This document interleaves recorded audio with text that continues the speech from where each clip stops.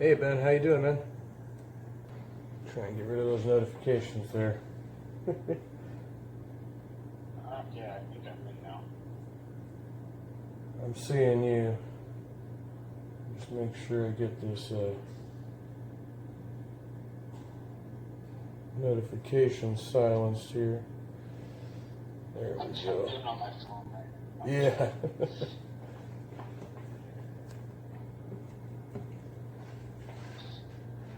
Hey, good to see you, man. Hey, it's Yeah, it's been a while. has been. Yeah. How's everything? How's everything with your family and stuff? Yeah, it's going good. I have a little girl now, but she's growing up fast. Yeah, I hear you. They do that. Well, cool, man. Thank you for coming on. And we're pre-recorded now, but I'm gonna try and run it like we're talking to an audience and stuff like that. Hopefully. So yeah, how long have you been doing the CUP thing? This is kind of new to me. I was like, Yeah, I started officially in July Okay. of last year, but I started doing it myself about 2.5 years ago. awesome. And you've got a group going now? Like you got a few people doing this with you? Right now, I just have one that is for sure, and Okay. the others are usually just friends that come along with me. Gotcha. All right. Cool. So what's your main mission? You're kind of hunting for a proof of spirits and stuff like that?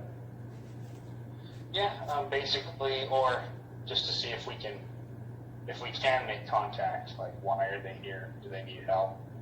Moving on, things like that. All right. Awesome. Is there anything else you want to tell people about your background and stuff like that, or what you guys are doing? Anything you want to ask really is fine. Like, I'm a corrections officer, so I work in bail law. Right. Like, I'm a sheriff's deputy, but I don't go around and arrest people. I just work in jail. I'm just the one they get to come hang out with after someone brings them to jail. Oh, Cool. Got you. I'm the nice one. You try to be, right? As long as they're nice. Yeah. All right, awesome. Well, I was a little bit interested in finding out about some of the equipment you're using and stuff like that, because I noticed you've got a few instruments you're using to try to record or take measurements. Yeah, I set out some stuff so I can talk about it, or however you want to do that when we get there. Okay, yeah, cool. And so I've seen a few of the locations you're at. Is it mostly out there in Utah that are you traveling around? Mainly just in Utah. If we go on a vacation or something, then I'll check out some stuff in different areas, but it's generally just here in Utah. Okay, got you. Yeah, I was watching specifically the Eureka Cemetery. That's looks like a really nice area and stuff. Yeah, that one I really enjoyed. Yeah. First. All right, cool. So have you had any personal experiences prior to starting the channel that kind of made you want to really get into this? Yes, I had multiple instances from when I was younger up to one that happened to me and my wife in, I think it was 2016. It was then that I really started you know what, I've always wanted to do this, so I'm just going to do it. And that's kind of the one that really pushed me, because I always wanted to, I just never officially tried, I guess you could say. Right. So was that just kind of a close encounter, or were you guys both obviously had the same experience? Yeah, so she basically got held down and suffocated on a bed. Right. And she tried to wake me up, and when she was finally able to say my name, I woke up and it went away. And then I went and the husband, go around, turn on all the lights, make sure everything's okay. And I went in the bathroom and I had 3 scratches across my chest. Oh, wow. And yeah, it was crazy. And I didn't tell her until we were going home. She's scrolling through our pictures from the vacation. And she's like, what the hell is this? And I was like, so I got scratched that night. Yeah. It's kind of something you don't want to start more panic or anything like that, right? Yeah, and she was already like pretty stirred up about it, and we still had to stay there for like 3 more days. Yeah. Cool. Well, yeah. Let's take a look at some of the equipment. I was really interested in the. You got a spirit box. I think I saw one of those. Okay, I actually have 3. Okay. So one of this ones, or I guess I should say the first ones that people started using, and I'm really glad that I have this one. So this one's called a PSB7. It's really small. I mean, it fits easy in my hand.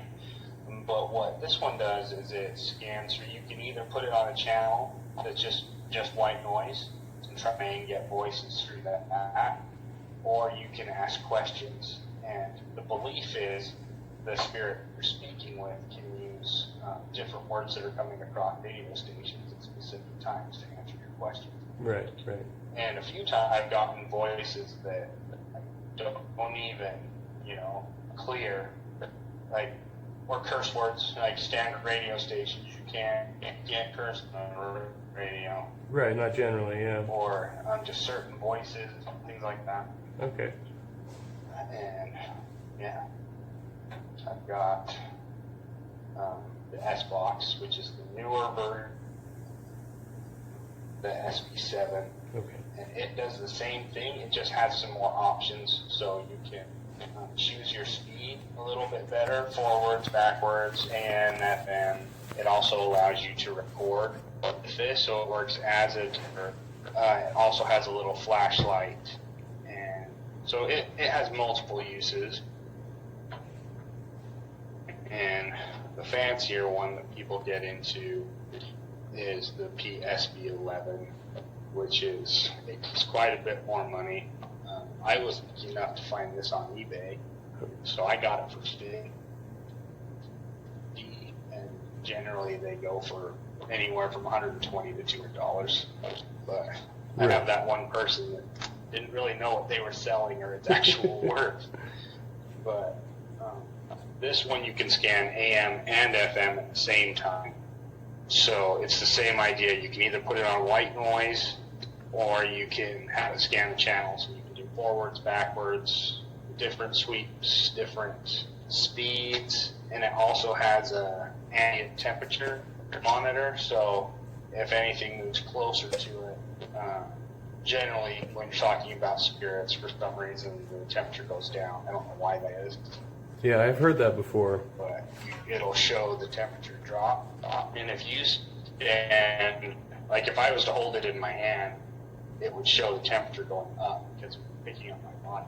Right. So I always set it far enough away from you. If you are going to hold it, just make sure you have the temperature gauge turned off. Otherwise, it's just going to be beeping at you the entire time. Okay, cool. And I don't have it down here with me. It's actually out in my car, but I made different investigators will call different things, but it's basically what they call a portal or a spirit portal. And it'll make sense to you more because like it's basically guitar theory. Okay. So you have a couple pedals, you have a noise gate, cuts the static or the noise in the background coming from the device. So you can, if you hear any of these go off, it's just and then you'll hear words in between them. So that gets rid of the noise. Right. It's beautiful. Okay. And then it goes through a reverb. So it'll bounce the word back a couple times, so it gives it a good echo, so you can make out what it's saying, and then it just comes through a little amp that I have that's about that big. Excellent. Yeah, I mean that makes sense as well, because if you're talking about like you're getting a different frequency, especially if you're using that type of pickup system. Mm-hmm. Yeah. Yeah. Awesome. Cool. All right.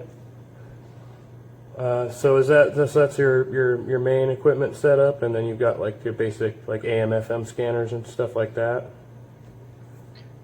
Yeah, and then I have a EMF reader. Seen the same one. It's Right. about everywhere. They pick up different magnetic frequencies. Okay. So whenever I do a home, I always take that around, pick up where any of their electronics could be messing with any of the fields Right. or any of the devices. And then usually you'll set up your equipment in the area where they say they're having the issues, but also where you're not getting that interference. If not, you have to find a different area of the house to try. Right, like the best zone. Yeah, and then this one's called a periscope. It'll pick up different static fields. So depending on how close to the static field or the strength of it, if the colors are showing in the center, it's right there. Okay. And if it's showing at a distance, it's further away. What? All right. Cool. So what's your favorite find so far as you've been out searching this? So one of my favorites, I found a new favorite, but I haven't finished all of the video yet. Okay. But so I'll talk about my first one first. But it was me and my partner's named Randy. He's the one that's officially part of the team. But Randy is a guy from, like a surfer dude from the 70s, so everything is just awesome, tubular. Right. He loves everything. So we get out there and we're going for, just trying. It was our very first time, so we didn't really know what to expect. It's our first time to just locate, and we just felt good about it. And it was a mud fort. Fort Deseret was what it was called. It was a fort that was built in 1850-ish during one of the Native American wars. Could have been the Black Hawk War. But the government refused to help the people that were living there. So they had to build their own fort, number one. And number two, they weren't given any soldiers to assist them, so it was just people living there. Wow. And so we're starting a conversation, and you hear Randy says, "It's us, we're here." And the clear as day, it's a woman's voice, and it sounds like from the same era. It says, "You're here." And we're like, yeah. And Randy keeps talking. He's like, "Yeah, we're here. We just want to be friends. We're just here to talk to you." And right after he said that, it said, "Really?" And it was just perfect, clear as day. So my last one, me and one of my friends, his name's Eric, went out to a cabin that he found us, and he told me, basically, I found this place, let's go and check it out. And we didn't get much during the daytime, but in the evening time, Eric asked a question, and we're not using any of our S boxes, we're not using any spirit boxes. It's just questions, and we have some dowsing rods out in case we want to, see if the spirit can tell us, like, if that was a truthful thing, if that was not. But this came through the audio, and I didn't hear it until today when I was going through it, so we didn't hear it when we were there. But he says, "Is there something you want us to pay attention to?" And this faint woman's voice from the background says, "Me." Okay, no problem. Just had to check on something. All right. Well, that you're is. Oh no! I'm actually at the job right now. It's all good. Yeah. We're good though. So yeah, that is really creepy though. Yeah, and that one, And a lot of the ones that I do find that are the strongest, I don't catch until I'm home or I have my big headphones on, like noise canceling. I use Audacity to cut out the background noise, and then I can amp up the voice that I'm hearing to be able to make out exactly what it is. Right, right. And you're able to clarify that. Yeah, absolutely. Yeah, I've heard a couple of those. I think the most recent one I watched was the video of the internment camp. And you could definitely hear some really clear sound, like voices going on there as well. That one was a crazy place too, because not a lot of people know about that history part of the U.S. because it's basically kind of hidden from all of our history books. Right. Yeah, they really tried to cover that, and it's interesting that you were able to go out there and all that stuff is still kind of intact. Yeah, I wish that the homes were still there. Like they left the what would you call it? Like the cement, the barriers that were there for the homes are still there. Right. Foundations Yeah, the foundations, and they have signs still saying what they were. This was the hospital. This was the staff office. This was the home. But they completely removed the homes and used them, reused them basically again. Reservations and different places for people that they felt could just use a home. Right. That's really interesting. All right, cool. Let's see, we're at, so wanted to talk a little bit about what you believe as far as paranormal happenings. Like, what do you think's going on? Is it, with the ghosts as you've experienced them? Okay, so I find it's different. I mean, it comes down to, everyone has their own belief system. Some people believe that when we die, we go into like an energy field and we're all here, we're all around each other, but we're all in like one force. I personally believe that when we pass away, that our spirit lives on, and I think it depends, and this is just kind of with my own beliefs and what I've seen doing these investigations. Right. But some stick around.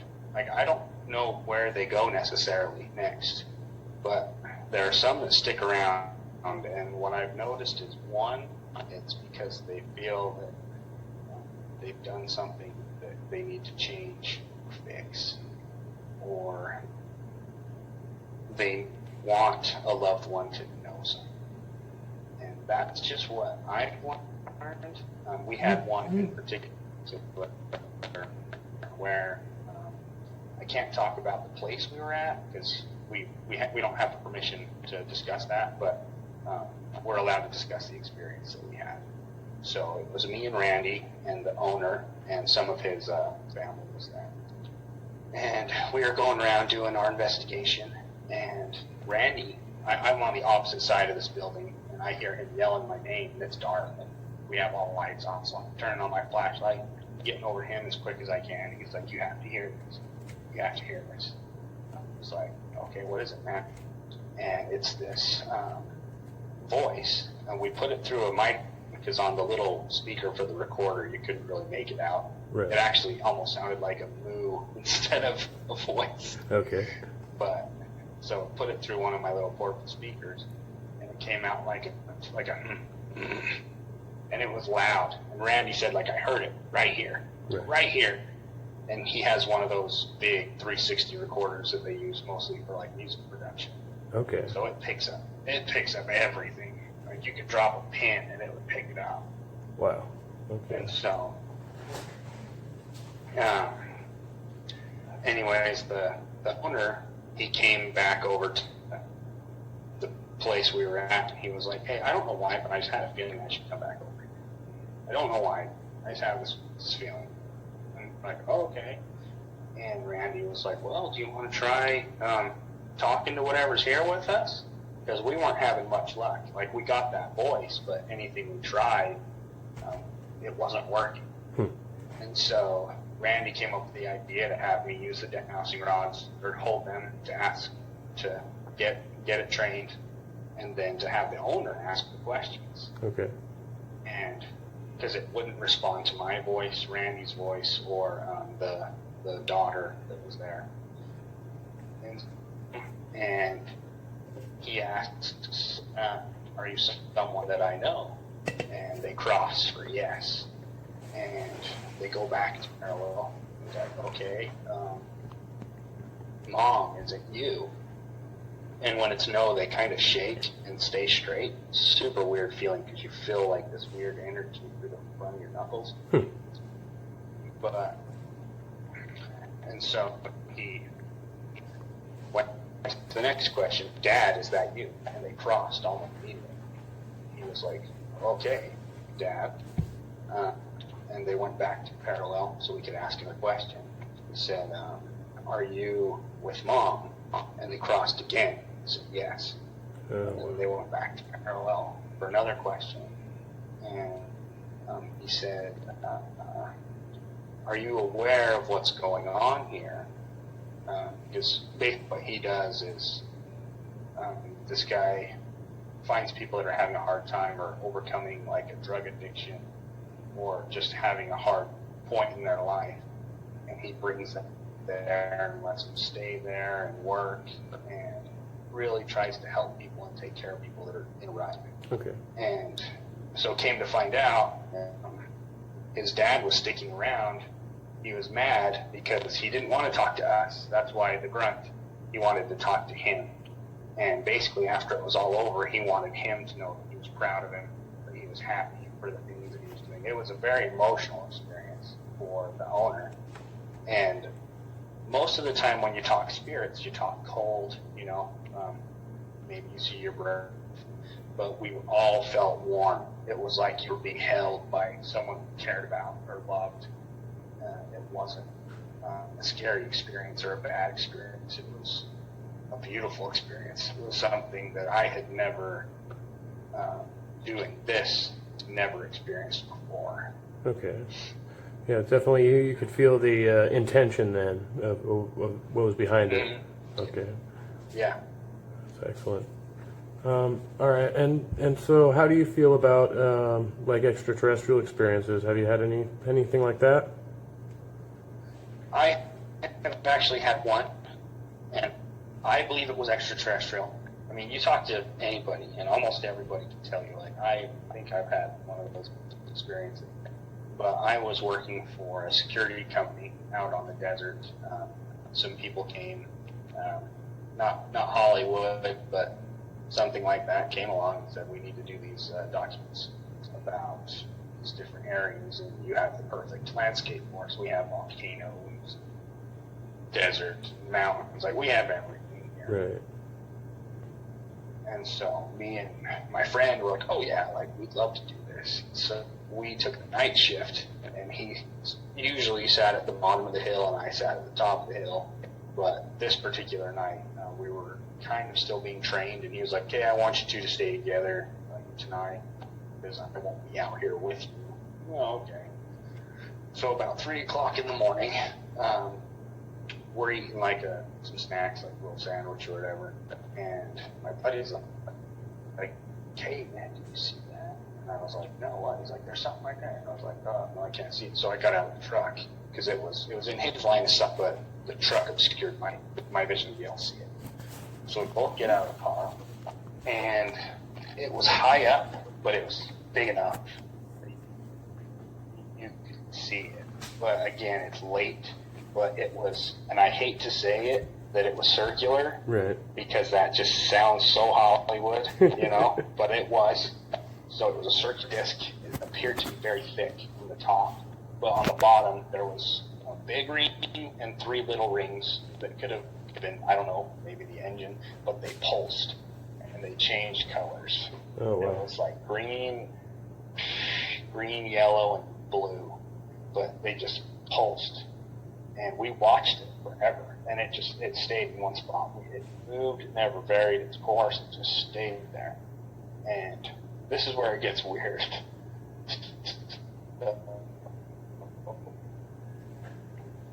we were outside of the truck, watch truck, at 6 o'clock, and we wake up to the sound of our boss pulling up behind us. And we all wake up, we're like, well, crap, like how did we even get in the truck? Wow. Yeah. But we did, somehow. And there's this like 3.5 hour gap there. And I'm just like, what the hell happened? Oh, wow. Okay. Now, I'll tell you, I had something very, very similar happen with a buddy of mine. It's been like 16 years ago now, but we were on the front porch of his house. We were up in Reading, and we were just sitting out there. It was about similar time, 2, 3 in the morning, and what we saw was this. I can't even explain it. It seemed like a cloak that drew up all the different kind of crafts that had been reported by then, but that was in like 1998, probably, when I was in 4th grade. Okay. But I've always been fascinated by UFOs. I totally believe that we are not alone in this universe. Excellent. So then that doesn't, like, you don't find that ever conflicts with your beliefs about spirituality and things like that? I don't. It doesn't conflict with mine. I honestly can say that I believe that we're not alone in this world. I believe that there are other planets. Even if you get super doctrinal, there will be a lot of people that say there are other worlds, that maybe God created those worlds. Okay. But that we were the only world that was like evil enough to sacrifice his son. Right. And I've heard that from various religions, not necessarily mine.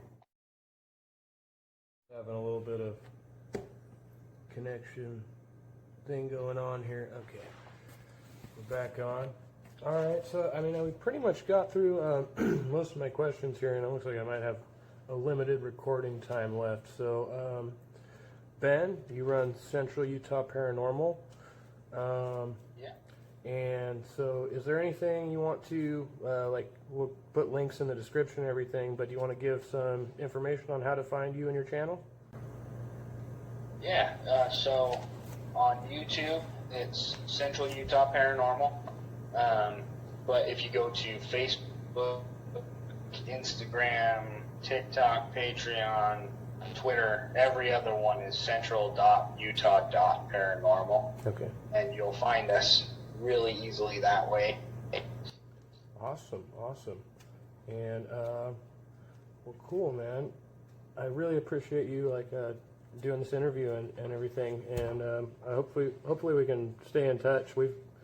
I think we've known each other for over 10 years now, if I recall correctly. That's so crazy. Yeah. Yeah, we're both dads and stuff. So, but yeah, it's always great talking to you, man. Like, I know we've had some really interesting conversations in the past, and hopefully we'll continue to do that. Oh, yep. Okay, you're back on now. I think that was on my end. Okay, cool. Well, hopefully we'll have the minimum of screw-ups here, and I'll just try to get that out of there.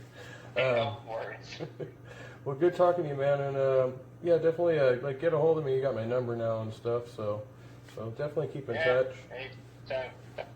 And I look forward to seeing more of your videos, brother.